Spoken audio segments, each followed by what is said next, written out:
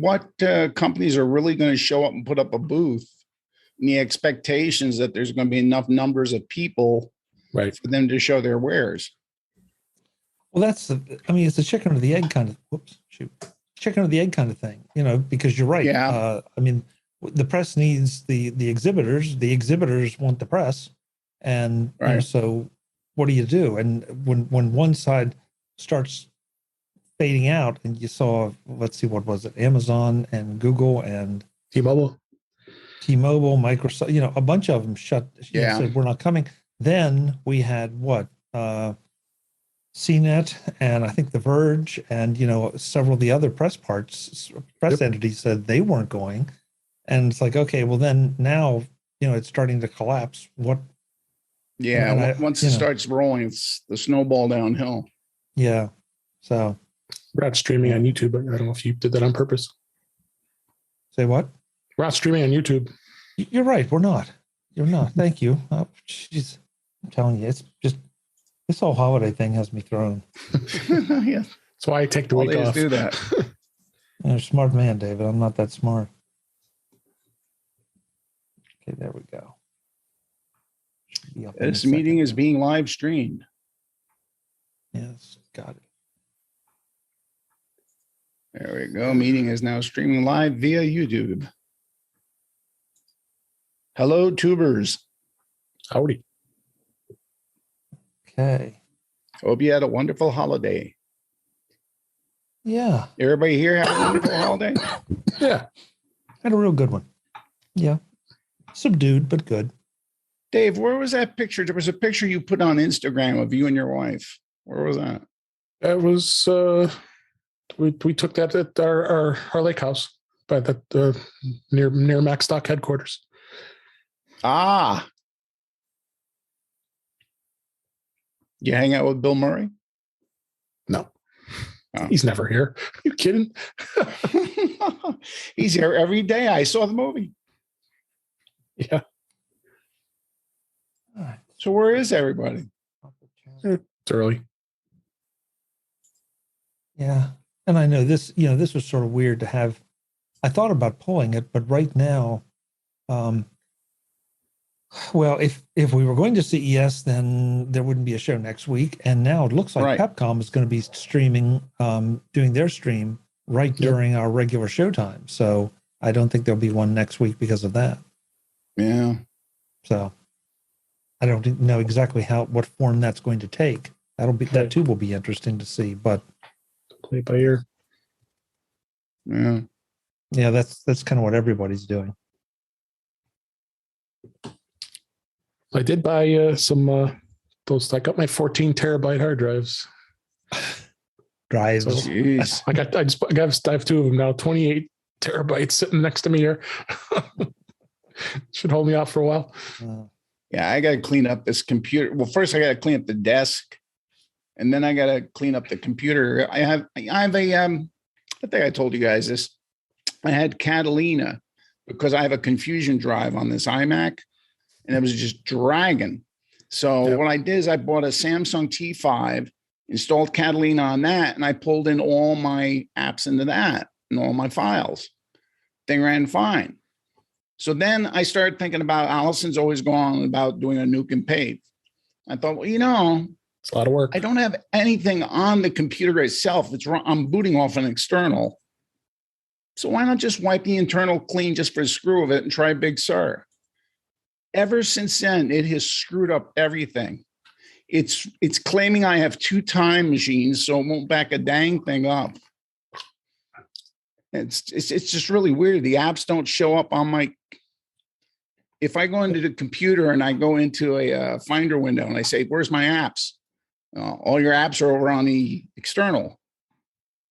So it's like they're feuding. So I'm like, well, how did you move the external material over to the internal drive? Did you use Migration Assistant? Well, no. What I did is I did what Allison always said. I took the apps that I knew I absolutely needed, and I dragged them in clean and fresh. No. Oh, not drag. God, no. You got to install, not install, but not drag. Not drag. Oh no. Oh, no. Did I say drag? I'm sorry. You said No. drag. Yeah. Oh, I'm sorry. No, I you- installed clean versions of everything Oh. that I absolutely needed, but it's still screwing up. So now my fear is, well, first I got to clean the desk, and I was like, okay, I want to get the new iMac, but I can hang off because it'll take 4 months to clean this up. It took 3 years to build this mess, and then when that's done, I've sort of got to figure out a way to.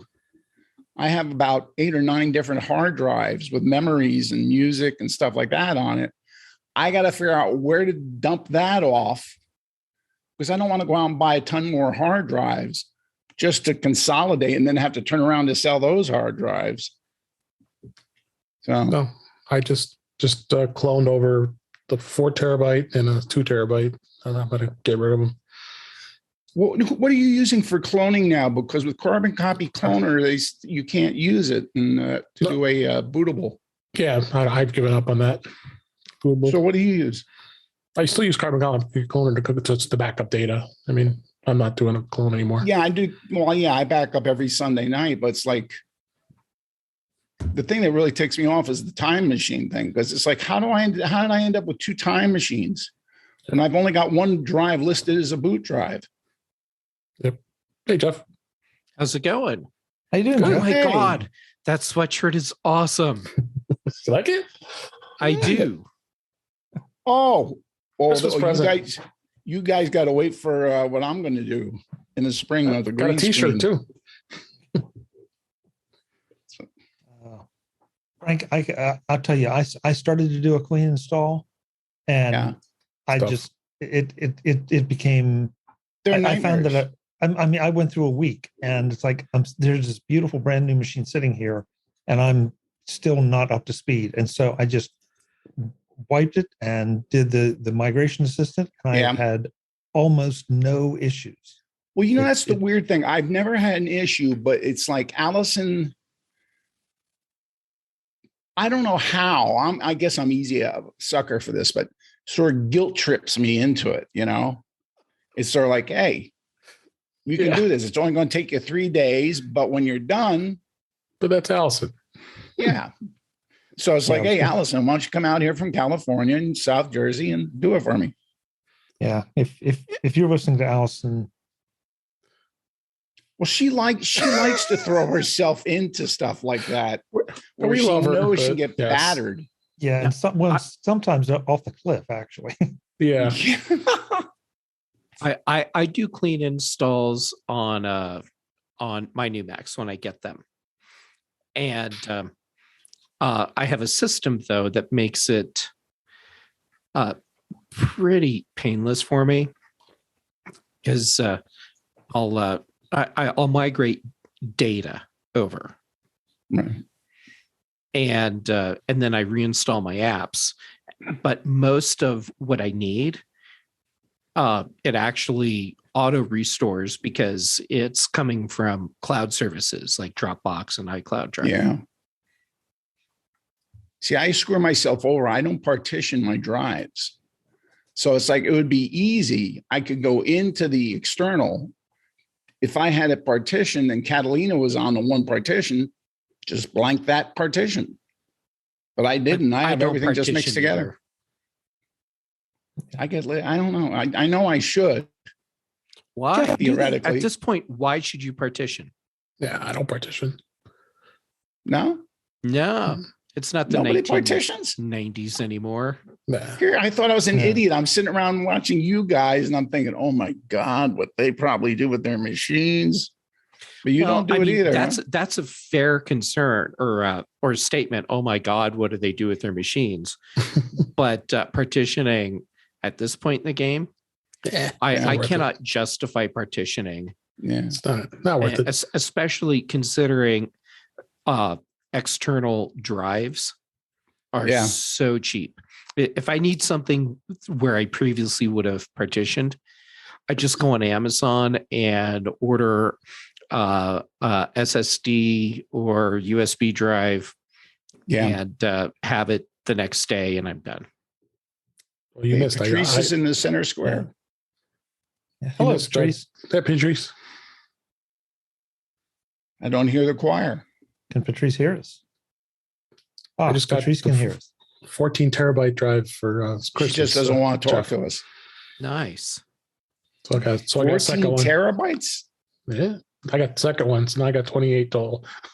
Oh my God. How much did you fill of it? Not even close. I was cloning drives like crazy, getting all the stuff off my old ones. Why'd you buy so many? They were cheap. There you go. And I wanted to. No, I wanted to have some extra space. And then that's my excuse for Chinese food. It'll hold me off for. It'll hold me off for a while. Yeah.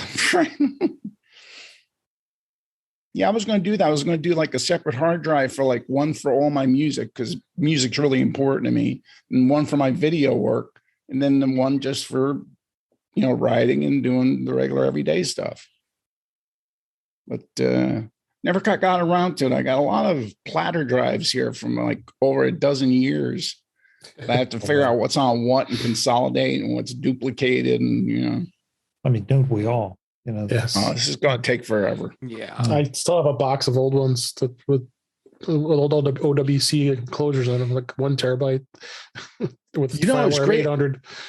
I went through some of my old drives, and I was scared because it looked like I had lost all the video footage I had shot of my daughter from the age of like 6 months to 12 years. And I started going through all these things. I finally found it. And it was like, oh, happy day, It was great. My daughter didn't like it because I sent her screen grabs. She goes, no, don't show that to anybody. No. You know how it is with folks, the old man, no, don't show it. Don't show it. Yeah. Get your mic working, Patrice. Yeah. Should work. Yeah. I just spilled like a lot of tea, so I was cleaning. Little Miss Clumsy as always. Oh, she's spreading Christmas cheer. Not a problem. Mm-hmm. So let's get started. We're 3 minutes after. Yep. We have folks in the chat room. Welcome, everyone. Is Webb there? And Chat room. so, Yes. Yeah, Webb is chat there. room. Hey, Chat room. Yep. So let's do this. In 3, 2, 1. Fancy underpants. Christmas underpants. Christmas underpants. I don't Christmas underpants were stuffed with care and joy. I've got an answer for that, but I'm not going to use it. I'm just. I know. After Right come by. on, it's you. They'll throw you off YouTube for playing music, but they won't throw you off YouTube for that. You'd be surprised. Yeah. Let's try this again. In 3, 2, 3. There we go. 3, 2, 1. Thank you, guys. Underpants. Underpants. I love you, Jim. Somebody wants to be the first one to say that in 2022. Oh yes. Yeah. We should have a race for that. Hey, I want to check out my sweat. Yosemite. Yep. That is actually from a Yosemite conference, which was at Yosemite, but it was a CocoConf developer conference. Oh, right. I remember that. Yeah. Yeah, it was a great conference, and they gave us these nice sweaters, which I still wear all the time. I thought you were going to tell us you scaled El Capitan to get that. I did not. Planted a flag. Chuck, you should do a contest, a drawing for all of the subscribers, and then then the winner, they get to do the first underpants of 2022. Hey, that's cool. That's an idea. I bet. That would be great. God, that'd be great. I think we'll take bids on that instead of just a raffle. Just who wants to be the one? There you go. All right. Well, just head over to Chuck's Patreon account and there you go, and get yourself in the drawing by dropping some cash. At gold level. Yes, dropping cash, not pants. Just cash. Oh, we have to start somewhere. Yeah, that's what I'm afraid of. Is the next thing will be. Oh, you pay enough money, the pants go down. Next thing will be a video contest of some kind that Jeff will concoct, and if it drives up viewership, well, there you go. You're welcome. Ratings are ratings. Ratings are ratings. Money is money. That's right. Anybody doing anything exciting for New Year's? Nah. Mm, Not with this variant out there. Everything's ain't going closed here anywhere. anyway. So, Yeah. Are you guys still on lockdown? yes and no. Like some stuff is open. I think if you're vaccinated, you're allowed to go everywhere you want. You're boosted and stuff. But like on New Year's Eve, they're basically closing all restaurants and whatnot at 10 p.m. There'll be rioting. And like clubs and whatever bars are not allowed to open at all. So Wow. They're still doing the Not New much you Year's could Eve do. celebration here in Chicago, anyway. Really? yeah, New They're York as closing all well. the I heard. pizza places. New York's going to be down to like I heard 15,000 people will be allowed in Times Square. Only. Only Only. 50. Only.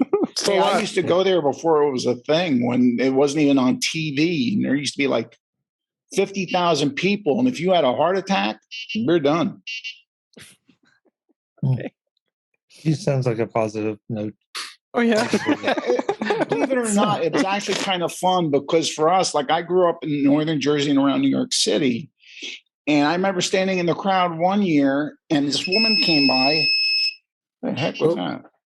This woman came by and she was dressed like, you could tell she was like from the Midwest. You know, she had this mink fur on and stuff.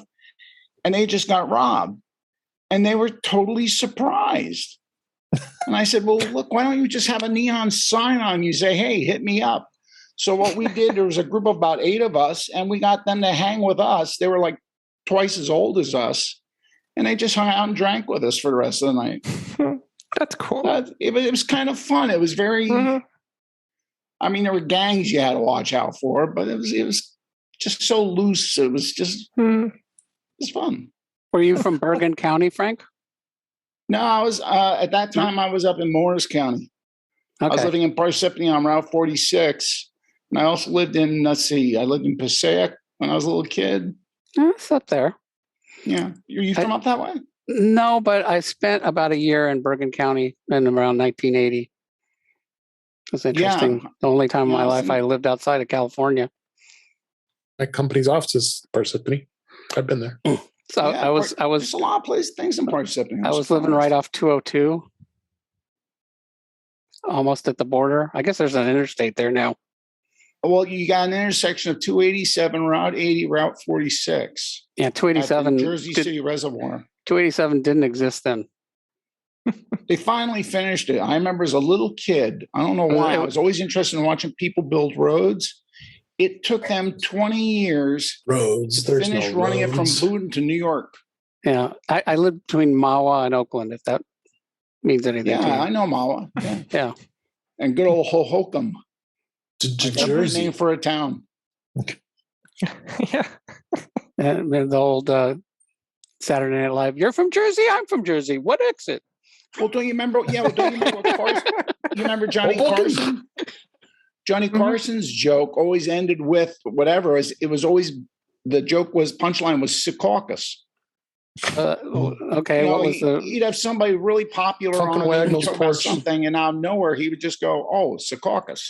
Okay, I was always amused on the turnpike. There was a sign that was like "Reduce speed, get ticket." I'm Yeah. like, okay, Then I better go faster. I'll speed up. Yeah, Yeah. come out of the Lincoln Tunnel. Yeah. And they still have to pump your gas. Yep. Wow. No, we don't. We changed don't it? pump gas at all. The matter of fact, they tried pushing that through about 3 No. years ago, and the I said, union yeah. said nope. You I just the, Yeah, they went through won't let you. Jersey. You cannot pump your own gas, right? cannot Like pump Oregon. your own Nope. gas. Oregon. Yeah. That's what I like said. that too. Yeah. You get it out of your car, man. You threaten Oh, violence. that happened to me once. Boy, that guy gave me a look. Get the hell away Oh from yeah. me. Yep. Yeah, I was you right don't on mess the- with Jersey gas pumpers. I was right on the Jersey-Pennsylvania border, Philly there. Ooh, that's where I That's live. good to know. I don't. That live is very far. good to know, I'm yeah. maybe 8 miles from Warren. Yep. Yeah. That's I still don't understand it, but It's like a racket. Does people have jobs? yeah. Yeah. Yeah, go figure. We haven't Mini figured that serve. out yet. Mm-hmm. Yeah. Yeah. So is Well, I gas think- like $1 a gallon more than it is in the neighboring No, state? it's the same. Really? No, Actually, Jersey, it's a little lower. They have gas refineries in Philadelphia, and for some reason, they pay 50 cents more.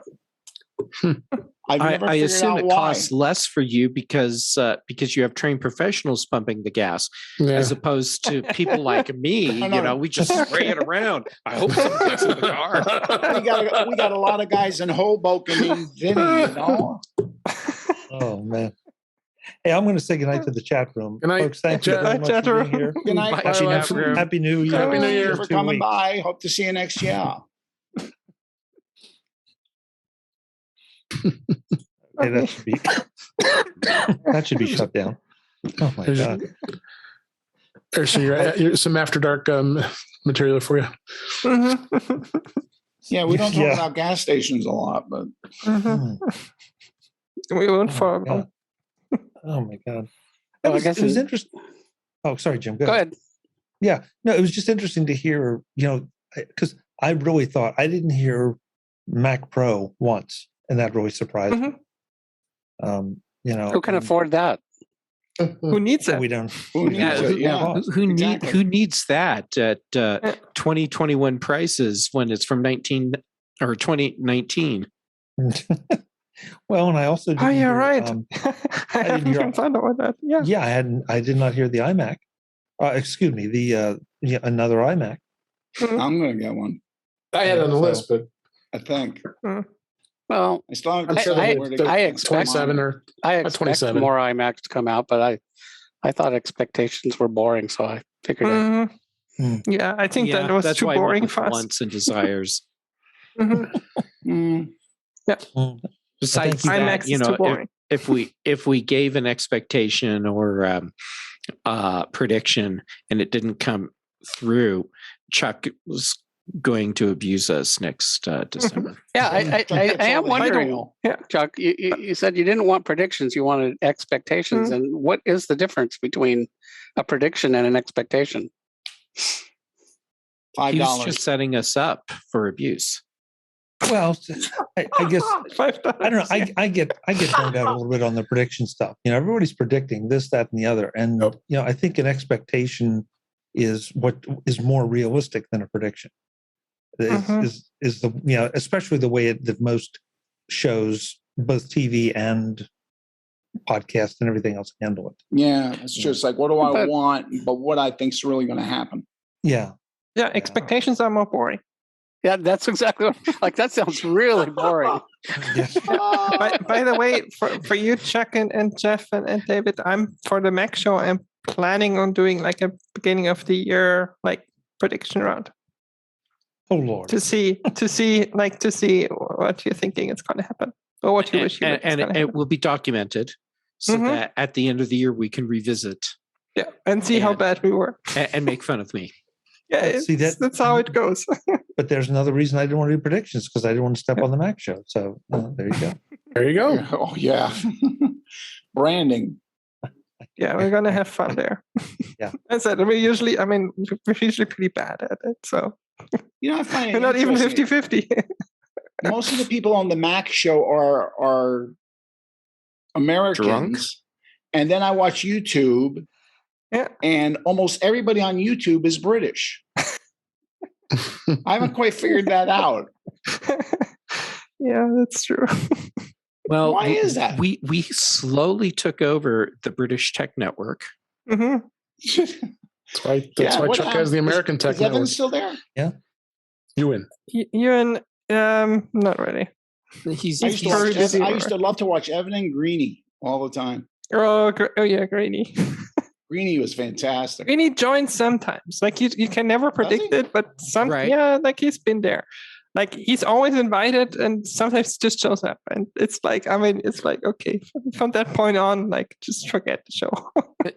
Greenie great. Sometimes he'll try to sell people a shoe, or sometimes he'll play his piano and sing. Mm-hmm. Oh, does he? Mm-hmm. Because he used to always talk about playing lounges, but he never played when I was watching. No, he's done he'll it. Play every now and then, and then every now and then he'll complain about he'll talk about something new and revolutionary that's like a year and a half old, But he just discovered it, so he thought it's new. And it's awesome, always fun it's with wonderful. him. Yeah, it's always He's fun at the with him. piano having a drink. Mhm. Well, that time he started talking about eating like 2-week-old pizza or something. It's like, Oh, Yeah. It just been sitting out on the counter, and then he was surprised he got sick. yeah. Oh, yeah. it's like, where did this come Yeah, Greeny is unique. Mm-hmm. Yeah. from? Yeah, he's still there. Ewan is just working a lot, so he has. Yeah. The problem is construction is a lot of like evenings and nights. So Yeah. like especially railway construction. Well, it's great that it's great we've been able to keep it going for him, but it's also great that he's. Me too. And I'm dead serious about this. It's great that he's let us keep it going Mhm. because a lot of people would not be willing to have a semi-permanent co-host. They would have just folded the thing up. But, the iHost. The iHost. the iHost. I have no intentions Interim. of changing my title from interim host. Mhm. Yeah, I've heard that before. Me too. Yeah, but this is different. You're not Steve Jobs, that's why. Yeah, because there's no paycheck involved here. So, Mhm. Yeah. I mean, for Steve Jobs, there wasn't a paycheck involved either, but But that was by choice. dollar whole by dollar. choice. Yeah. Hey, yeah, it's true. He got his dollar. Yep. He wound up getting a lot more than that. Oh, hey, Yeah, yeah. I yeah. think the dollar a year salary was more of a financial planning and marketing move. Yeah. Because he was getting stock a lot options. more than $1 a year. Mhm. Yeah. Oh, All what? his stocks. They have what, 51% of Disney, I think, isn't it? Do they? I think they have 51% of Disney. Apple? No, No, the Laureen Jobs, but widow. no, it No. can't possibly be more. There's than no that. way she has a majority ownership. There's no way. I thought that was No. part of the thing he did when he sold Pixar to him and stuff. That sort of went along. Yeah, wasn't- they got a pretty significant stake, but I'm not sure about 51%. No way 51. No. Yeah. No. I'd mean, sell that's- for 5%. Well, Who's I know the something largest that all of stockholder? us desire for next year: Yeah. in-person events. Yes. Yes. Jim, I'm glad you brought that up because it's one of the things I wanted to ask about, and then we just plain ran out of time. But because Ken Ray and I touched on this in a show that's not yet published, but how do you all feel about virtual events versus in-person Apple events versus virtual? Does anybody really want to go back to the in-person other than maybe Dub? What do you mean? Other than what else was there? Well, all the, I mean, the media events. yeah, the product announcements and all those dog and pony. Oh, shows. what I I care. They don't invite me. I don't care if they're virtual or in person. I think they should stay virtual because we get much tighter, cleaner events. Yeah. I agree. I think Dub should be public, should be in person, or it should be hybrid, I think. Mm-hmm. I don't know because I bet it Ken won't be made this year. Well, Ken made a really good point. That it before with Dub in person for Dub itself, a couple, thousand people might be able to participate, but virtually, 5,000. then Millions. was it 5,000? Globally. Okay, Yeah. but then virtually anybody that can basically participate. It's a global event now. Well, that was really already true. The last at least 2 or maybe 3 years, they live streamed all of it. And for a couple of years before that, they would live stream only the main hall. But at least the last 2 years, every talk was live streamed. They were simultaneously. Yes and no. I mean, they did stream it, but it still wasn't. It's still not the same. I mean, the things that they have done, especially this year, with like the Slack room and like the like making it a full like. Yes, you could see the sessions. Yes, you could like read materials, but that was about it. And now it's a full-on event with like a lot of stuff happening around it also for the online community. So there is a big difference. So. Well, if you think the Slack room was a big difference, for me it was. I mean, I'm glad they did it, but and it wasn't the only thing they did. It was kind of, I don't know. I didn't think it was that well done, and it was really unfortunate that they took it down so fast. But yeah, that and it was really hard to anticipate what was going to happen there, and know I had a different perspective. At least that I couldn't. Maybe I just didn't figure it out. But I thought it wasn't very well promoted. I think I know quite a few people that didn't even ever look at it. But and there's no reason why they couldn't do that with a live event too. So I'm just saying that in 2018 and 2019. You could be in Australia and still see all the talks live. But you were still a second-class citizen. Like, no matter what, you were always a second-class citizen because all the events and everything was happening for the people on the ground. You could stream it, you could watch it, that was it. Well, yeah, so everybody was this in the last 2 years. Everybody was a second class citizen. There were no first class citizens, and and my perspective, like I went to 2018 and 2019 in person, and I lucked out and got tickets. I wish we'd known each other. That's true. And actually, that's the thing. Okay, so I in 2019, I think I only went to 3 or 4 sessions live. And I was just like, I'm not going to go to a session unless I have absolutely nothing else to do. Because what for? I can watch that anytime I want. There's no reason to be in the room. And I even watched one session. I watched a couple from my hotel room. I watched one partially from the company store when I was buying my swag. And then the rest of it I watched in the community room downstairs, because it's like, well, why should I bother walking 400 feet up to the room over there? And that's why we never met. Well, maybe, but I never meet people there. And I met a ton of people, and that's what I concentrated on. I went to every party. I went to every meetup. Oh yeah. Yes, smart. And so that's why I say, like, me too. I only would go to a talk if like there's absolutely nothing else I could find to do. And then I was like, well, I might as well go to a talk. But I hung out at AltConf more than anything. And just stand at the top of the escalator at AltConf, and the world comes to you. And you'll see Chuck. That's the best place to meet people. And so at I decided that I didn't care, I was still going to try to get tickets, but if I didn't, it's fine. I'll just stand at the top of the escalator at AltConf. And that's really what I'm there for. And that's what you can't duplicate.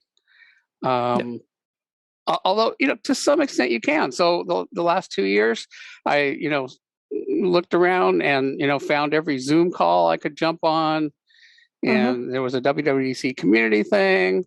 That Slack thing you couldn't really meet people there, but and well, I didn't. I did. But I did meet. I met people. On Zooms, and there's a Zoom community that I in Vancouver now that I meet up with every 2 weeks. Since then, and actually, I've made more friends in the community in the last 2 years than I did in the last 10 years. And it's because of Twitter and Zoom. Now, Jim, that's fascinating. That's absolutely fascinating. As I see people, and David, jump in here because see if you agree. But in the business world, there's still a great resistance, at least in my business world, there's still a great resistance to Zoom and to some of the virtual interactions. Not for us. I look at it. Do you agree, Patrice? Not for us. I mean, not for you. Okay. No, I mean, we've been since we're working internationally, I think it's a different thing. Like we're a very international company. I constantly work with people in other countries, so that wouldn't work any other way. I mean, in fact, I have not seen many of them in 2 years because of COVID. So we did have like regular meetups. Yeah, we had some people coming in the office, but then now we were supposed to reopen on the 4th, and that got pushed back to now the 1st of February now. So, I mean, but everything's either hybrid or fully Teams. So. We've pushed it to, don't know, never. Yeah, but the idea will happen, but we don't know when. But the idea that somebody like Jim, who has basically decided he's going to be involved, and he's going to use those tools, I think, to me, just speaks volumes about how much of a difference the attitude makes in approaching these things. Well, but I think that was true of WWDC because, I decided I'm going to meet as many people as I can, and I worked really hard at it. It took a lot of work to track that stuff down, and but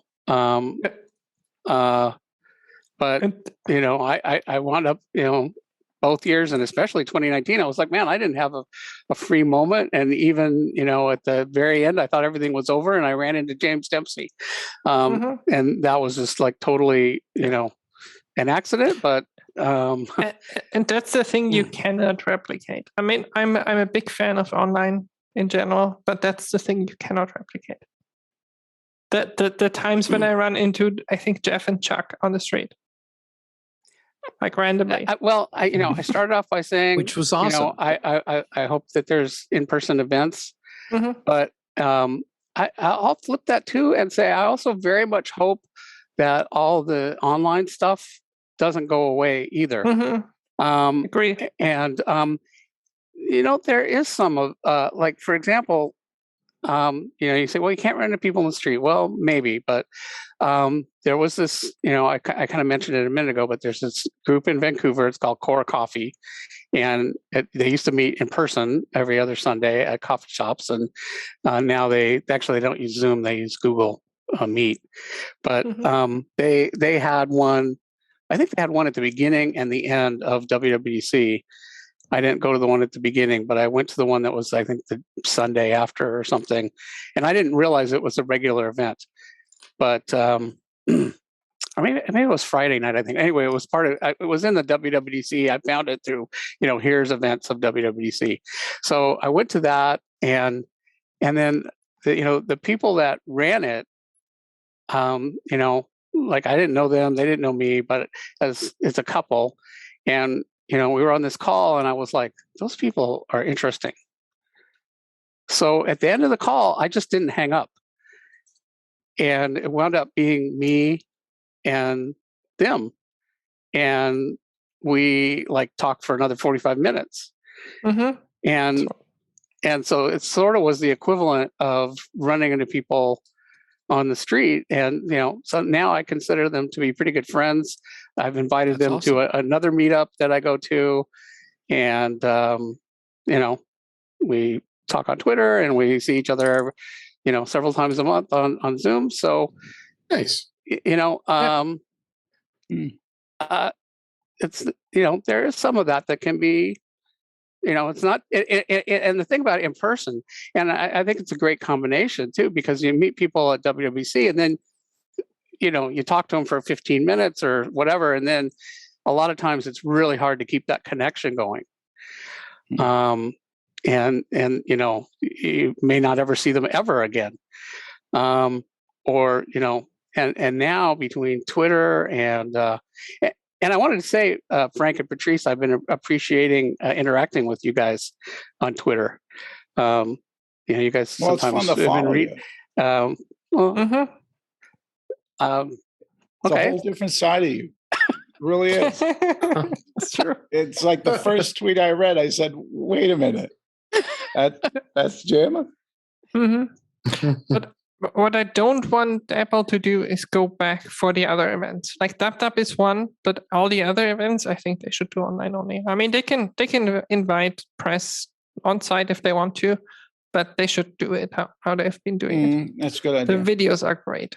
Well, okay, but they, for our point of view, those have been online events for years. It's just a question of, is there an audience in person? But I watched it on my Apple TV. Well, it was an online event. It was an online event in the sense that it was streamed, but it's the same as I said about WWDC. Like, it was streamed, but you were still kind of spectator. And now it's basically it is provided for you as the online participant, and the spectators on site are just don't matter. That is a different approach. Those events were all where we were just media that were invited. Mm-hmm. Right, exactly. Mm-hmm. Yeah, but they were still streaming. Like the event was basically for staff and media, and we were just watching. So it's like basically you're watching a stream of a play, or you're watching a movie. That's exactly. So I don't know. In some ways, it's kind of nice to watch an event because it's getting to where like, oh, well, we're just watching a long infomercial. That's what they are. I know it is what they are, but it's like it's getting more like, oh, why even bother watching it live? Or I think they've lost something by not having a live event to some extent. Yeah, but you don't have to sit through the obligatory applause about everything. Mm-hmm. Well, I don't really care one way or the other. Those events, whatever. Do it live. Don't do it live. Yeah, I don't think it influences developers. I don't have to sit through it at all. I can just wait and see what John Gruber and David Ginsburg have to say about it. There you go. Yeah, I don't know. I think it's an interesting thing, but do any of you listen to Derek Story's podcast? Who? Derek Story, photographer. Mm-mm. No, I met him. I interviewed him at Macworld the one time. Yeah, you should go and listen to the one that was released. I think just released today. Just the introduction, because he talks about from his perspective how things have changed, and what the last 2 years have been like, and his attitude toward the future. As it's maybe 2 minutes, but I think it's a really good 2 minutes that makes you say, okay. It's the digital story, thedigitalstory.com. But it's really well done. And it's like, that's it. His point is, we're not going back. Yep. We're not going. The world has changed. Well, don't you know the story? I'm sorry. Digital stories. There was a woman. I'll get the link. Someone interviewed during when the pandemic started. I see his name. So they asked a woman. They asked her, they said, during World War II, all the women ended up, working in the factories and the men were off the war. She goes, and then the interviewer said, what was it like to come back to normal? She goes, we never went back to normal. She goes, what you're experiencing now is what became normal for us, but that wasn't our normal. And that's how this will turn out. Yeah. It's the Digital Story Photography Podcast. Yeah, I just put the link to the episode in the show notes. But it's really, really well done, and that's the thing that drives me crazy, because I see people in my daily life that just can't wait to go back to the way it was. That's not going to happen. It's not going to go back. But that's human. Yeah. That's human nature. They want to go back to something that they know and they can predict. People don't like which change. Life isn't. Yeah, well, life isn't predictable. But then I point to Jim, who has said, he's gotten more out of it, out of Twitter and Zoom than he had, things before. And it's like, okay, that just goes to show that somebody with the right attitude can, adopt this new way of doing things. And I'm not suggesting we all, work from home forever in our pajamas, but it's when I think Jeff of doesn't even have pajamas. Well, no, don't go there. Get in the way. Yeah. You just feel bound up. When I think of the number of times I have driven 2 hours for a half-hour meeting, 2 hours one way, and then meet for half an hour, then 2 hours back, I want to shoot myself, because it's like, what? Who thought this was a good idea? Yeah. Well, there used to be no even choice. The normal commute. It takes me half an hour to get to the office, which isn't that long, but it's an hour a waste every day. Right. Exactly. Exactly. When you could, even if your employer says, okay, I want you to work that hour, okay, that's negotiable, but I would much rather do that than waste that hour in traffic doing nothing. Yeah, honestly, that's usually what happens. I mean, nobody asks me, but I just do. Yeah. I'd be fine going back to work for a company again.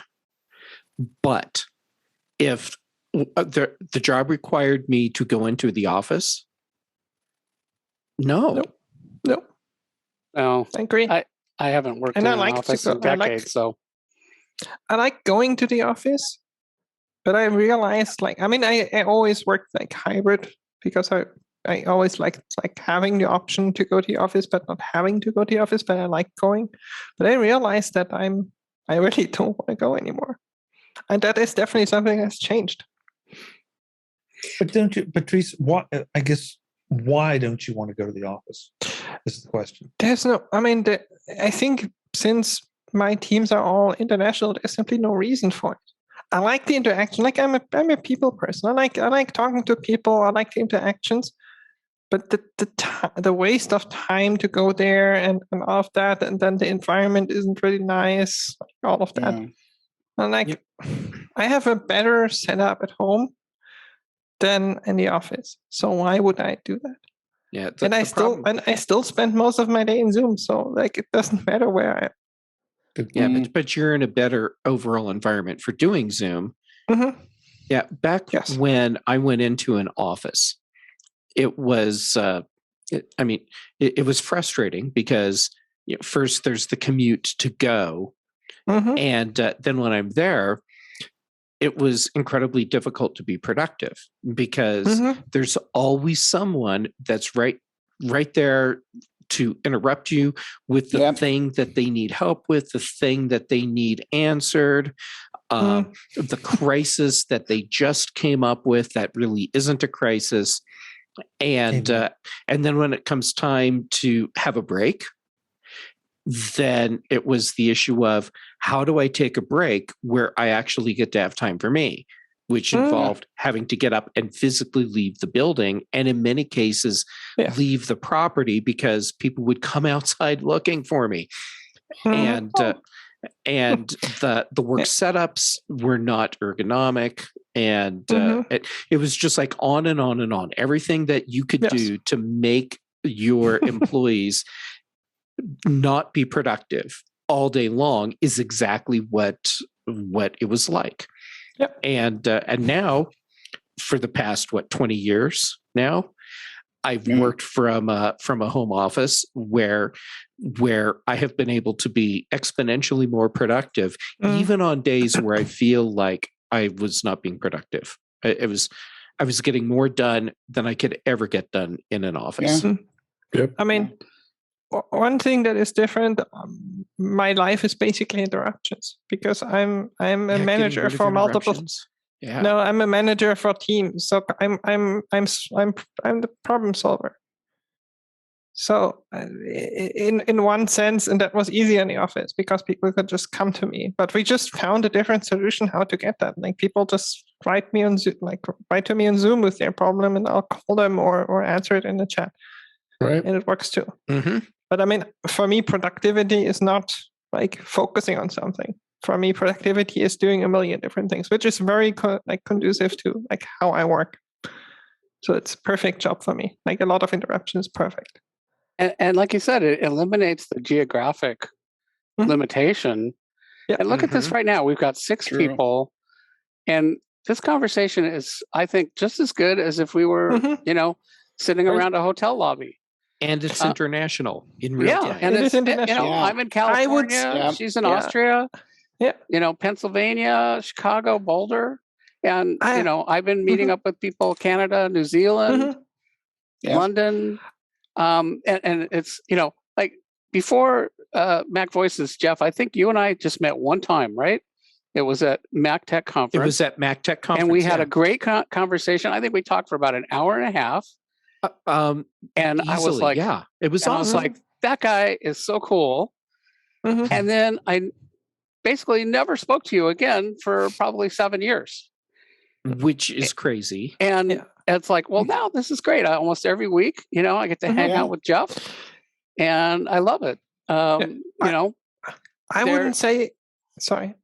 I wouldn't say it's exactly as good as if we were in a hotel lobby together, because you do lose something. But it is hell of a lot easier to do and more frequent. The trade-off is, instead of having that lobby time once every 6 months or a year or every 3 years, 7 years, 7 years, we get to spend time together every single week. Exactly. Yeah. Right. Internationally. I mean, just think about like how often I could come over from Austria. It's like every couple of years. I mean, basically, I met Chuck 3 or 4 times. I met you once. I met Kelly 5 or 6 times. And now over this last year, I feel like, wow, I've really gotten to hang out with you guys, and I feel like you're friends of mine. Absolutely, for real. And it's something that we've learned in my company. I mean, as I said, we're working very internationally. Like, we're working international products. I have development teams in I don't know how many countries. There is a point where you need the face-to-face human interaction, like somewhere in a location, like every, I don't know, half a year or like 3 months, something like that. You need to come together, because you're definitely losing something that you have when you're together. And it's usually not about the work. It's more about the social part that you're missing. Like the grabbing a drink somewhere and just talking about random stuff, that part you lose. But you don't need that every day. Like, it's fine to do it every 6 months or whatever. I've worked in great office situations. I've worked in not so great office situations. Same here. And the great ones, I mean, when you can achieve that sense of camaraderie, and everybody's on the same page. I mean, there are few things better. Agree. I mean, for all my working life, I'd probably say I had that experience for about, maybe 36 months, maybe. That's already pretty good. But that's about it. There, before that, after that, and in all other times, there's always tension, issues, controversy, cliques and fights, and that kind of thing. And that doesn't go away on it, but no, it doesn't. But you don't notice it as much. Well, exactly. And whoever said it, here, I mean, I've said this before in front of some of you, and I'd say it again to anybody. I'll put our panel up against anyone, because when I put those stills up and I look and say, okay, we've got how many different age groups we may not be quite as diverse culturally as I would like, but we're trying, and I'm proud of that fact. But we cut across a wide swath, and we get along. And everybody, I mean, do the discussions get heated sometimes? Yeah, absolutely. Sure. But that, to me, is a good thing, because that means there's passion here. But I think everybody at the end of the day ends up laughing and saying, "Oh, Jeff, you're out of your mind, but I love you." Yes. Man, that happens all the time. Yeah, every day. You're out of your pants, but you're okay. So I mean, really, Well, Tuesdays. It probably helps that none of us our living depends on it, or if we were working. Yeah. I mean, I don't see any. I would hope that everything. I have no disagreements with anybody, but maybe if we were working 40 hours a week and had different visions, that the stakes might be higher and things might be going down different tracks. For sure, yeah. Yeah, but I guess at the end of the day, I just feel like things have really changed, and I hope the folks. I'm sorry, folks out there listening on After Dark, but I hope the people that don't understand that, it's time for you to slide into retirement and move on, and make way for new ways of doing things. And that doesn't necessarily mean that we're all home all the time, but you've got to start looking at things differently. Well, who brought it up? Or was it in the chat room? But our office manager is quite a bit younger than I am. She does 90% of her stuff, definitely her communications on her phone. And she'll sit in a staff meeting where I want a laptop in front of me. She's looking it up on her phone. Yeah, I do that too. Yeah. Who cares? I mean, even if I'm sitting on my Mac, I'm half of the time I have my phone in my hand and I'm looking stuff up. Yeah. So who cares? As long as you're getting it done, and I can respect the fact that I don't care if she uses pen or pencil. Just do what you need to do. So. She got better coffee, better snacks. Not pen and pencil. I meant pen. I would say a pen and pencil. GSD, getting shit done. Yeah. So, Jim, here's something crazy for you. On my desk all the time, I write paper. on paper. I was kidding. Although actually, I don't even kind of knuckling. I do not use. If I write more than 6 or 7 words, my fingers start cramping. Seriously. Yeah. There you go. I had a guy to get this because of health issues. I'm right-handed and I can't really write that well anymore. Yeah. It used to be legible. And now it's like, I try like doing that thing on the phone. Forget it. There's letters that don't exist in the alphabet that show up on my phone or my watch. I should say. That's the other thing. I'm a touch typist, so I can, type a lot faster than I can write. And I love it that I have a microphone on here. Yeah, I can live with dictation forever. Yeah, there you go. I mean, I think if you ask my teachers, one could argue that my handwriting was never legible. So, not even to myself. Like I couldn't read what I had written. So, when I was in elementary school, they were concerned about the legibility of my handwriting. Was it a Catholic school? No. Oh man, they used to slap us on the wrists. I mean, on the knuckles with rulers if you didn't do the F properly. They sent me off to a special class where it was like me and 3 or 4, maybe 5 other kids, where it was on a regular basis, probably like once a week or something, where we went off to this other classroom and worked with a teacher on handwriting. And what would have helped the most for me is if they had said, put a piece of paper under your left hand, because I was putting so much effort into avoiding messing up all the letters that I was writing, because my hand, I'm left-handed, drags through everything that I would write. And the devil. And yeah, it's me. 3 lefties here. I've always been amazed at that. And it wasn't until I was in 6th grade, you and me, where I had a teacher who was like, "Here, put a piece of paper under your hand. Now write." And it changed everything. That's all I needed back in 2nd grade or whatever it was. I hate to break this to you, Jeff, but the reason you were going to the special classes had nothing to do with handwriting. That explains so much. It explains a lot. Yeah, I get it. No, I get it. Teacher was hot for Jeff, sure. Yeah, that song fits well. Hot for teacher. Yeah, I wonder if handwriting's almost a skill that you don't need anymore. Yeah, they don't teach it here anymore. They don't teach it at all? They don't teach cursive anymore. I meant even printing. Oh, printing. I mean, I think so. But cursive is can't not even in the print curriculum. well. They still do it here. Yeah. Yeah. When they started teaching cursive, when I was in whatever grade they taught that in, to me, it seemed ridiculous because it took so much longer to write the letters cursive than it did just to write the letters. Right. And they're like, "Oh, but you need this is how you're going to write for the rest of your life." And so I'd sit there methodically, do all the little loopy doopies and stuff. And then when I got into whatever grade it was, it might have even been in middle school, certainly by high school, no teachers required you to write in cursive, and that was it.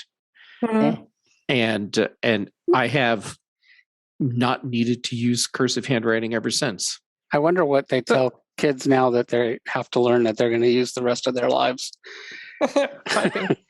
Yeah. Brother printer. Typing? Well, I learned to type on a manual typewriter. Yeah, me both. And, Whoa. I basically just took that course because I couldn't get into drafting. It was full.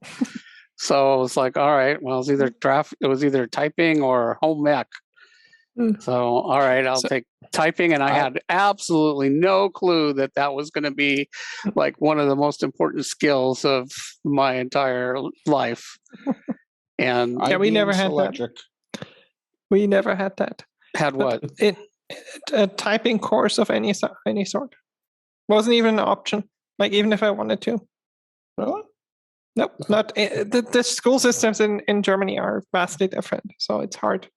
Well, I think at that time it was like if you're going to be a secretary, so it was mostly females that were going to be secretaries, and I was like, all right, what the heck, I'd rather do typing than home ec, which I don't know if that was the right, maybe in retrospect. Well, I'm glad I took typing, but might have been nice to have learned how to cook too. True, yeah. And I got pretty good at typing on a manual typewriter. I think I was like takeout 80 or 90 words per minute. Yeah. So in Germany, I think to this day you learn both like standard letters and cursive is the default. Funny enough, I cannot write either. Like for me, it's all, like, no matter what I try, it's always a mix of both. Like, it's like some letters are cursive, some are not. Like the few times that I these days even handwrite anything. Were you going to ask me something, Chuck? Yeah, that's why I took typing in high school. Was that the class was all? That's where all the girls were. They were in typing. I hadn't figured that out yet. I took a typing class in high school because it was a requirement to take any of the computer classes. And it wouldn't let you take any until you had one semester of typing. So I'm like, whatever. So I get in the class and it's me and like 20 girls. And I'm like, Jeff was very happy. I'm like, why didn't I do this earlier? Yep. And hence started his computer education. You're a young kid. Yeah, there was no computers when I was in high school. That didn't exist. Or they had punch cards, but not at the high school. Same here. Yeah. They didn't have cards when I went to high school. I didn't see a Mac until 2000 and when did I go to university? 5. I'd never seen a Mac. I saw an Apple II. They had Apple IIs in my school. When I was in junior high, middle school, one of the math teachers took me aside one day and said, "We have something you need to see." And it was the first time I'd been allowed in a teacher's lounge ever. And on this AV cart was a PET 2001 with cassette for storing data. And they set me loose on that thing. I was like, oh my God. And I can just come anytime. And they're like, yeah, don't ditch classes. But yes, other than that, just come anytime. And it was truly life-changing. Guys, I think we need to wrap this one up. Yep. It's getting late. Gotten late. But it's not 2022 yet. It's getting early. Stay up for New Year's. Okay. I mean, if we do another 2 days or so. Yeah, MacVoices Live, day 3. Take out. Guys, thank you so much. Thank you. Merry Christmas. Happy New Year. Happy New Year. Happy New Year. Happy New Happy Year. New Year, all of you. Talk to you, but not before then, next year. 2022. Yep, we'll see you in 2 weeks. See you Thursday. Okay. Everybody be safe. Yes.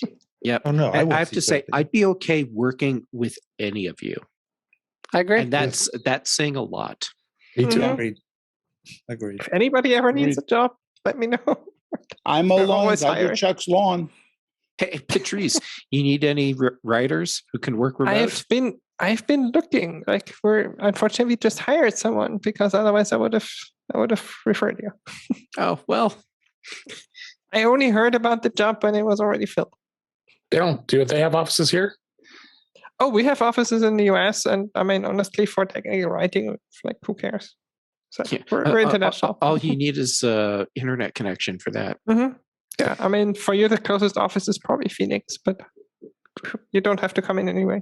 So, yeah, and Phoenix, if you ever have to do office visits in the winter, it's a lot better than having to go to, say, Chicago in the winter. Mm-hmm.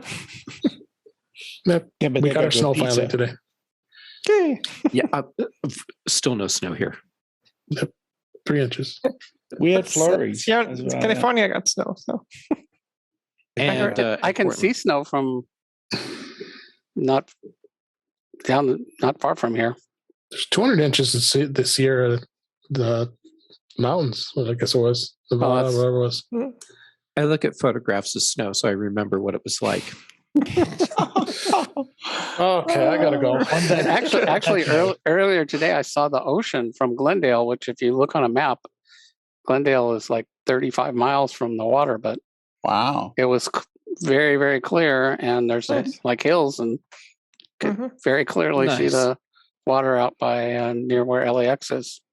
There's actually a street called Ocean View, and you can see the ocean. It's maybe 10 days a year. Optimistically named. But, well, but right, kids. I'm out. Okay, take care, guys. Bye, everybody. Bye, guys. Be safe. Happy New Year. Bye. Visit MacVoices.com for show notes and to connect with Chuck on social media. Get involved in our Facebook group or like our Facebook page, and get more out of your Apple tech with MacVoices Magazine, free on Flipboard and on the web.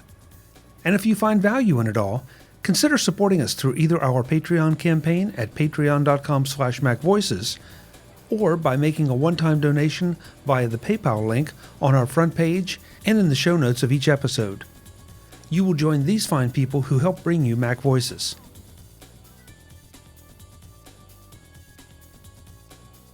Advertising handled by Backbeat Media at backbeatmedia.com. Bandwidth provided by CacheFly at cachefly.com.